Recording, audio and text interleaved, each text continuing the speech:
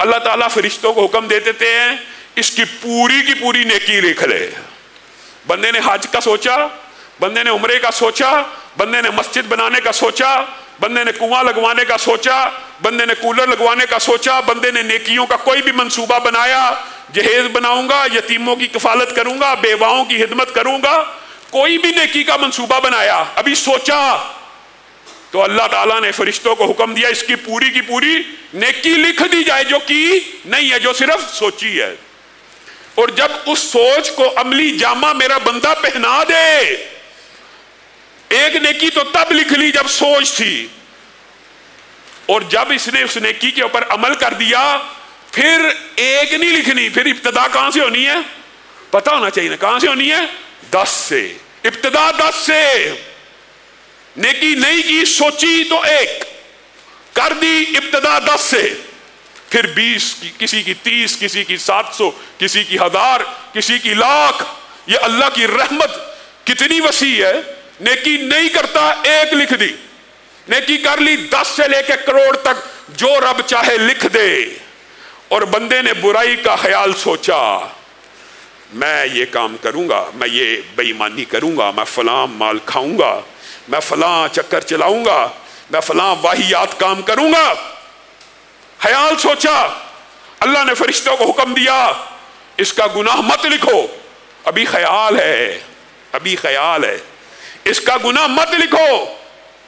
وہ خیال سے بعد آ گیا، گناہ کی پلاننگ کی، میں یہ گناہ کروں گا، میں فلم دیکھوں گا، میں ٹی وی ڈرامہ دیکھوں گا، میں گانا سنوں گا، میں غیر محرم لڑکی کو دیکھوں گا، میں غیر محرم لڑکے سے چیٹ کروں گی، بات کروں گی، پلاننگ کر لی.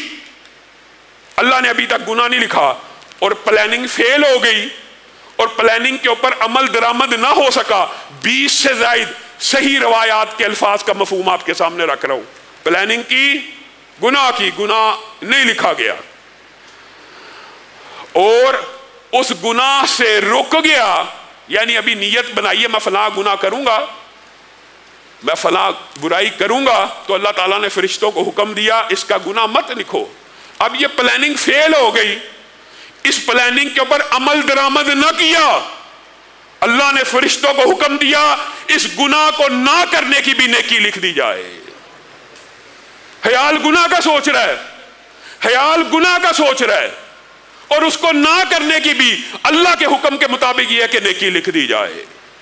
اور اگر گناہ کر لیا تو ابتدا کہاں سے ہوگی؟ 1 سے. 1 گناہ لکھ دیا جائے جو اس نے کیا ہے. اور امام البانی نے ایک حدیث کو صحیح لکھا اور دیگر محدثین نے اس کی سند کے اوپر اعتراض کو اٹھایا ہے. وہ کیا ہے؟ گناہ کر بھی لیا تو اللہ تعالیٰ نے کہا، فرشتوں کو حکم دیا رک جاؤ، 6 گھڑی ذرا انتظار کر لو. 6 گھڑی کا کوئی تعین حدیث میں موجود نہیں ہے، اس سے مراد 6 منٹ ہیں، 6 سیکنڈ ہیں، 6 ہفتے ہیں، 6 ماہ ہیں، 6 سال ہیں، کوئی پتہ نہیں. 6 گھڑی رک جاؤ. کیوں؟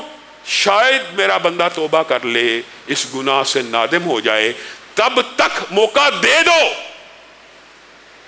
یہ اللہ رب العزت کی رحمت کا کتنا عظیم الشان منظر ہے. اور پھر گناہوں میں آلودہ ہو گیا، گناہوں میں ڈل گیا. گناہ کتنے؟ زمین سے لے کے آسمان تک گناہوں سے اپنے نامہ اعمال کو، اپنے کھاتوں کو، اپنے رجسٹروں کو صرف گناہ سے زمین سے آسمان کے مابین نہیں بھرا، بلکہ اس کے گناہ کو تحریر کرنے کا اللہ تعالیٰ کے پاس ایویڈنس اس طرح کے موجود ہوں گے. وَمَا كَانَ رَبُّكَ نَسِيًّا، ایسا ایویڈنس ہوگا کہ بندہ گناہ سے مکر نہیں سکے گا. فلاں دن اتنے بج کے اتنے منٹ پہ یہ گناہ کیا، نہیں اللہ میں نے نہیں کیا، کہ اللہ کے پاس ایویڈنس نہیں، ریکارڈنگ موجود نہیں. اللہ تعالیٰ کے پاس ایسی عظیم الشان ریکارڈنگ ہوگی کہ رجسٹر بھرے ہوئے ہیں کہ اس وقت کیفیت کیا تھی، اس وقت سورج نکلا ہوا تھا، اس وقت لمحہ یہ تھا. نہیں یقین، یہ دیکھ لے اپنی ویڈیو، یہ دیکھ تو کیا اس دن کر رہا تھا. یہ جو رجسٹروں پہ تحریر ہے، یا جو کیسٹیں بنی ہوئی ہے، یا یہ ریکارڈنگ ہے، صرف گناہ نہیں، زمین سے آسمان تک گناہ نہ بھرے ہوں، بلکہ اس بندے کے کھاتے زمین سے آسمان تک بھرے ہوں. اور اللہ رب العزت کی بارگاہ میں آ کے کیا کہ اللہ میں اپنے گناہوں کا اقرار کرتا ہوں، بڑا ظالم ہوں، اپنی جان کے اوپر ظلم کر دیا، مجھے معاف کر دے، تو اللہ رب العزت سارے کے سارے گناہوں کو معاف کر دے گا۔ ان الحسنات یذہبن السیئات، اللہ تعالیٰ اس استغفار کی اور توبہ کی نیکی کی وجہ سے گناہ کو معاف کرے گا۔ وہ گناہ جو سوچا لکھا نہیں گیا، کیا تو ایک لکھا، کر کے توبہ کر لی تو مٹا دیا گیا۔ اللہ تعالیٰ نے قرآن پاک میں سمجھانے کے لیے اپنی رحمت کو کتنی عظیم الشان بات کی ہے۔ الا من تاب وآمن وعمل عملا صالحا فاولئک یبدل اللہ سیئاتہم حسنات۔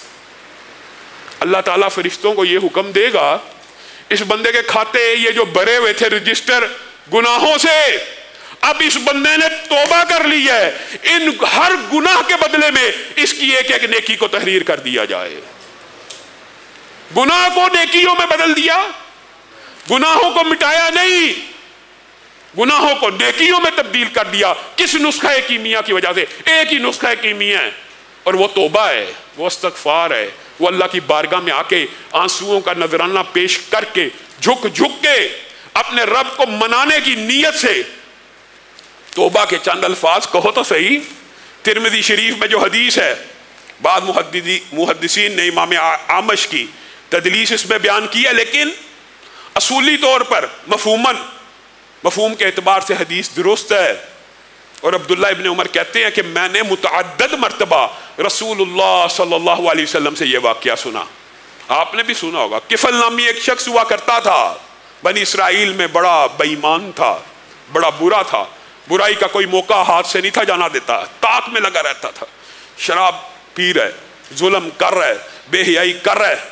ایک مجبور عورت اس کے پاس آ گئی، اس نے کہا 60 دینار کی ضرورت ہے۔ کہا 60 دینار تو میں دوں گا، اپنی عزت کو میرے حوالے کر دے۔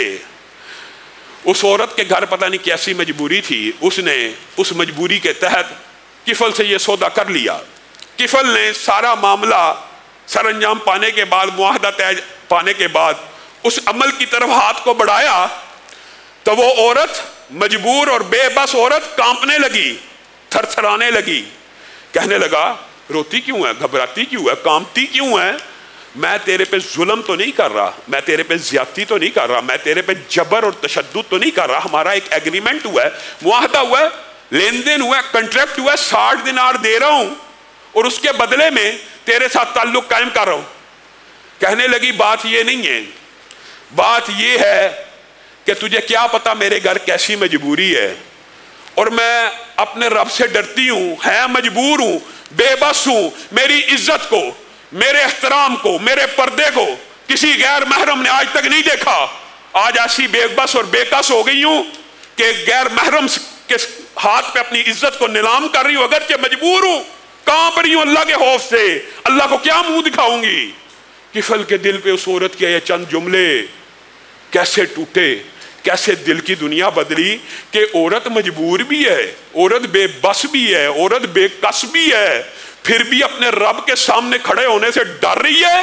اے کفل، تو مجبور بھی نہیں تھا، تو بے بس بھی نہیں تھا، تو سینکڑوں لوگوں کی عزتوں سے کھیلتا رہا، مال کھاتا رہا، شراب پیتا رہا، بچیوں کی عزتوں کو لوٹتا رہا۔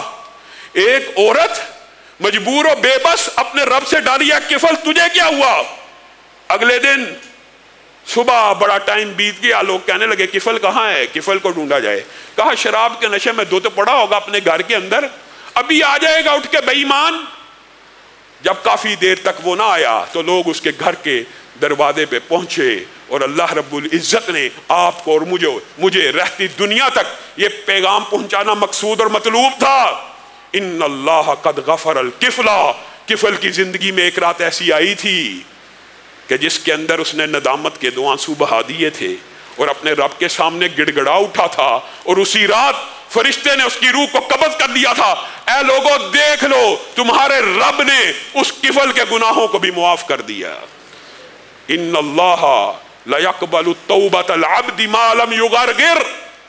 یہ حدیث بھی اس طرح کی حدیث کو تقویت پہنچاتی ہے کہ بندے کی توبہ اس وقت تک قبول ہوتی رہتی ہے، ہر بندے کی توبہ اس وقت تک قبول ہوتی ہے، ما لم یغرغر، جب تک روح اپنی آخری ایڑی یہاں پہ حلق کے اوپر جب ایڑی مارتی ہے نا، روح جب نکلنا شروع کرتی ہے تو اس کا پاؤں آخر میں نکلتا ہے حلق کے اوپر ایڑ لگا کے، اس وقت حلق سے ایک غر غر کی آواز آتی ہے، تو رسول اللہ صلی اللہ علیہ وسلم نے آپ کو اور مجھے یہ خوشخبری سنائی ہے کہ اللہ تعالیٰ نے بندے کے لیے توبہ کا دروازہ اس وقت تک کھولا ہوا ہے جب تک روح جسم میں موجود ہے۔ اللہ رب العزت جو کہا گیا، جو سنا گیا، اس کو سمجھنے کی توفیق عنایت فرمائے۔